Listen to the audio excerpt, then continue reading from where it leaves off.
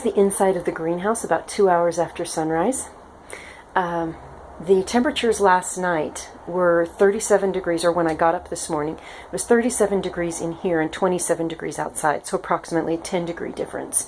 Now, about 2 hours after sunrise, the temperature outside is running around 30 degrees, maybe up to 35, but probably not that high, maybe 32.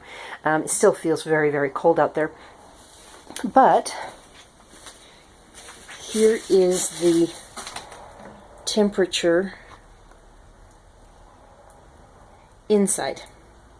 Okay, so we're running around 70 degrees, a little more than 20 degrees Celsius or centigrade, depending on your point of view, and the outside temperature. So right now, 2 hours after sunrise, we're running about 30 degrees higher than the outside temperature, maybe as much as 40. Thanks.